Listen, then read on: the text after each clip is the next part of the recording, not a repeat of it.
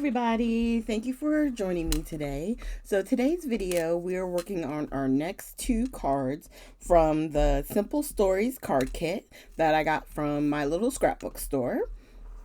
So on the screen in front of you, you can see the all the cards on the front of the packaging, and we're doing these next two, and I was so excited for this card because I just love the roller skates. I mean, they're just so cute. So we're getting ready to start putting this one together. I'm just hitting the edges. If you're just joining the series, the way that they are in the papers, you do have to, well, I think it's best to sort of sand it because it kind of are like little bumps on your paper. So just to smooth it out, to give it more of a nicer finish, is why I do that. And at first, I was trying to see how they had it down, if they put them like bumping up against each other, or if it's the way that I'm going to do it right now, which is the way I think they did it. I'm putting the two papers butted up against, and then the pink strip I'm going to put right along the middle to hide that line. And then I always use a little bit of tape runner, and then I'll hit it with a little bit of glue. And the glue just gives me a little bit of wiggle time to kind of place stuff, move it, or pick it back up if I need to. And it turns out I had pushed it down too far, but even with trimming it, I was still able to readjust it. And I was like, oh, wait, what happened there? See? So with having the wet glue, it allowed me time to pull it back up. I just put a little bit more back down and lay it down, and it'll work out. All right. And then we're going to go ahead and attach this to our card base, which the card base does come with the card kit. It's a little bit on the lighter weight side. So if you're someone who likes to have a heavy base, then you're probably going to want to use your own cardstock. All right. Or you could also mat it, and that'll give extra weight, but then I would mat the inside of the card as well. All right, so we got that attached to the front, and these are going to be, I guess you would call them side folding, because most of them have been vertical, and this one is now going to be more horizontal, the next two cards. So we're going to attach the banner next. And with these cards, as I've been saying since we started this series, you can pick and choose what elements you want to have raised. If you feel like you want to have that banner raised and then raise everything else as well using the foam squares or, glue dots, then go ahead and do it. It's up to you. I think that unless you're worried about postage, then maybe only choose certain elements to have the foam squares underneath, like how I'm putting it on the roller skates, because I definitely want those to be a focal image because I think they're super cute. But the cassette tape I'm gonna have just straight on the project itself. Like, I'm not going to have it raised up.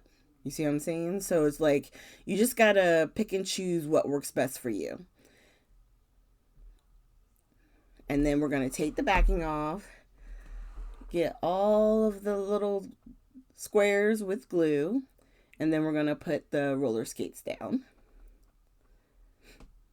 And now we're going to attach our hearts. Now I'm just checking out so I can remember. The hearts, we do wind up just gluing straight down. I didn't want to necessarily, like I said, raise those up. I really wanted the roller skates to be what stands out. And then we attach our sentiment, which is the chipboard piece up in the upper left. And then we're going to come back. Oh, no, I do pull it out here. Okay, so we're going to put some gems. I wanted to put some in the circles of the cassette tape, and then also in the wheels of the roller skates. And that was perfect because one of the circles is kind of hidden, so I'm not going to put any there. So it's 3 wheels and then the 2 cassette tapes, so I get my gems on there, and it's still an odd number. Yay. I like it when a plan comes together. And using this tray, I got this from my little scrapbook store. But if you've ever done diamond paintings, these are trays that come with a lot of those. And it is very helpful at getting your gems to kind of turn over so you can see the sizes and colors that you have. And then it pours nice and easily, real easy, back into the container. So I definitely think that's a plus. If you don't have anything like that, I would highly suggest getting it. All right. So now that card is complete. And let's go to the next card. Now the next card, I really enjoyed this one. There's something about it. I don't know. I don't consider myself a green girl, but this card is definitely, it's got me thinking. So with this one, I was showing you the first card that we had. I did only the two ends rounded. And for this card, I decided let's round all four. The green sort of like focal card stock that they have is rounded on all four. And I just felt like that would help tie in all together. So I used the 1/2 inch punch, did all four sides of the card, and then all four sides of the base piece. And now we're just going to attach everything just like normal. And again, using the wet glue just to give me a little bit of wiggle room time, because if I put it down and I don't like where it's at, that'll give me an opportunity to be able to pick it back up and move it where I need it to go. Okay, and then we're going to grab our rounded piece here. And, and that's, I guess, really the main thing with these kits. I could have kept it square and it would have been just as cute of a card, but why not have fun? It's something simple you can do using an edge rounder. And it adds interest to a card that's already been pre-planned for you, but it gives me like, oh look, I did something just a little bit different and gave it a little bit of pizzazz. So now I'm putting on the back of the chipboard pieces the foam squares, and I'm trimming thin pieces to go in the tassel part that hangs down and up at the top where you would be like, I guess, attaching it to either a rope or something like that, maybe from the ceiling. So I just wanted to have a piece to go there, and then I'm going to cut a thin piece to go right up in the middle there. Yep, there we go. And then, that one I just cut up so that way I don't waste any of my foam square, and we put it on in the open spots that I had left, and we're going to get these attached. And my reasoning with the glue on the foam squares is the same reason I have for it with the paper. It just gives you a little bit of time to be able to slightly adjust before the final positioning. Because with foam tape, especially with foam tape, some of these you put them down and that's it. There's no kindness.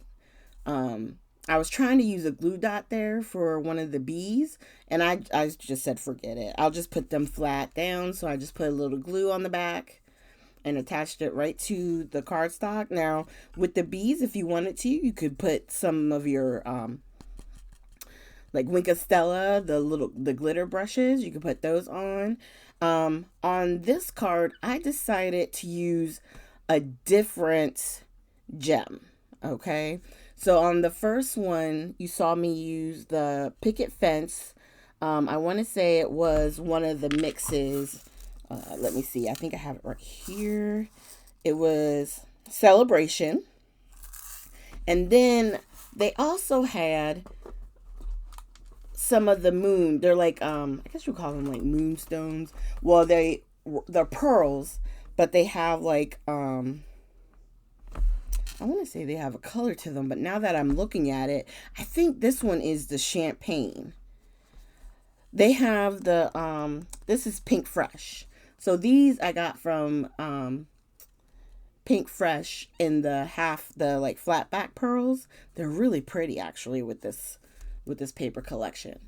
But just like that, I put the 5 gems down on there, and these cards are complete. So thank you guys so much for joining me. Make sure you hit the like, subscribe, and share button, and definitely leave a comment down below. I always look forward to your reading the comments and responding to you guys. And I will check with you guys with the next video, which will be the last one of the card kit, and then I'll show you all the cards together. Okay, so thanks you guys, and have a great day.